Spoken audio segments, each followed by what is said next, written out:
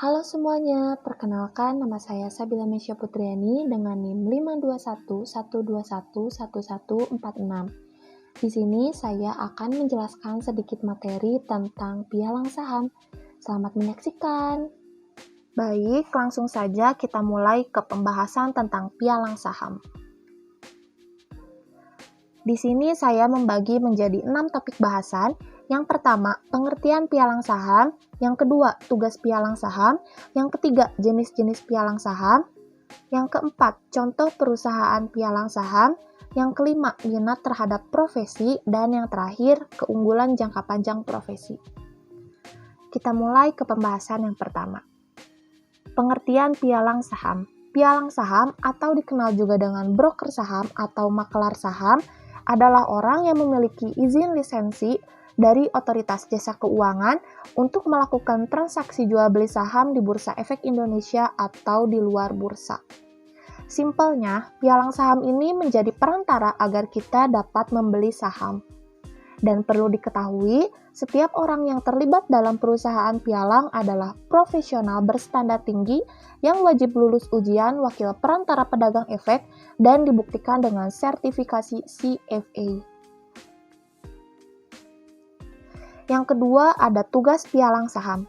Yang pertama, mengumpulkan berbagai informasi dan menganalisa nilai saham, obligasi, dan mata uang asing di lembaga keuangan seperti perusahaan saham, bank, dan perusahaan asuransi.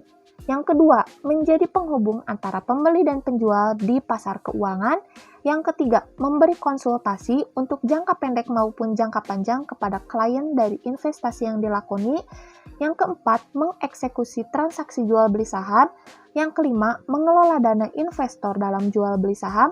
Dan yang terakhir, memberikan rekomendasi instrumen investasi terbaik. Selanjutnya, jenis-jenis pialang berdasarkan pelanggannya. Pialang ini dibagi menjadi dua berdasarkan pelanggannya. Yang pertama, ada pialang retail, yaitu pialang saham yang bekerja secara individu untuk membantu investor perseorangan dalam melakukan transaksi investasi. Pialang retail umumnya hanya membantu investor kecil dalam melakukan analisa dan mengambil keputusan bisnis. Yang kedua, ada pialang institusional. Pialang institusional adalah kebalikan dari pialang saham retail, di mana hanya membantu investor berupa badan atau institusi. Sehingga pialang institusional tidak melayani investor dari individu. Contoh lembaga sebagai klien pialang institusional yaitu reksadana.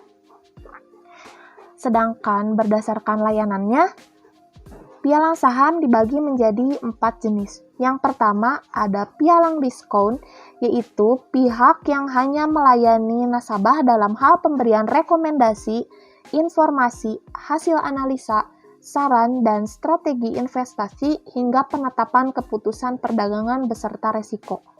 Pialang satu ini tidak melakukan proses transaksi bersama emiten, namun hanya membantu nasabah dalam pengambilan keputusan. Yang kedua, ada pialang deep discount. Pialang saham yang satu ini menawarkan jasa layanan dalam hal memelihara dan melindungi rekening nasabah, serta melakukan eksekusi atas pesanan jual beli saham. Yang ketiga, ada pialang full service, yaitu pialang saham yang menyediakan layanan jasa full service kepada investor. Salah satu jenis pialang ini paling banyak diincar oleh investor karena pihak ini menyediakan layanan jasa full service kepada investor mulai dari pembelian informasi strategi, rekomendasi, hasil analisis, hingga eksekusinya. Dan yang terakhir ada pialang internet atau online. Pialang internet atau online yaitu jenis pialang yang tengah populer saat ini sebab aktivitasnya hanya dilakukan secara online. Layanannya sama seperti jenis pialang lainnya, namun bedanya ini memanfaatkan teknologi informasi. Selanjutnya ada contoh perusahaan pialang saham. Di sini dibagi menjadi berdasarkan nilai transaksi perdagangan terbaik, volume transaksi perdagangan terbaik, frekuensi transaksi perdagangan terbaik, dan berdasarkan fee transaksi terbaik. Mungkin kalian kurang jelas, nanti saya akan sertakan link untuk daftar perusahaan ininya di deskripsi. Selanjutnya, minat terhadap profesi.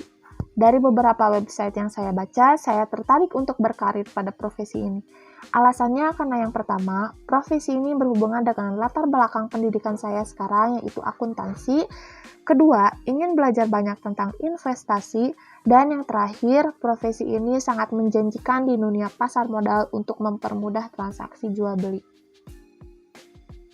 Dan topik bahasan yang terakhir, keunggulan jangka panjang profesi.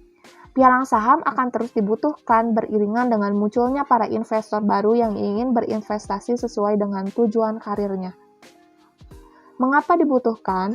Karena tidak ada pihak yang bisa membeli saham di bursa secara langsung atau perorangan.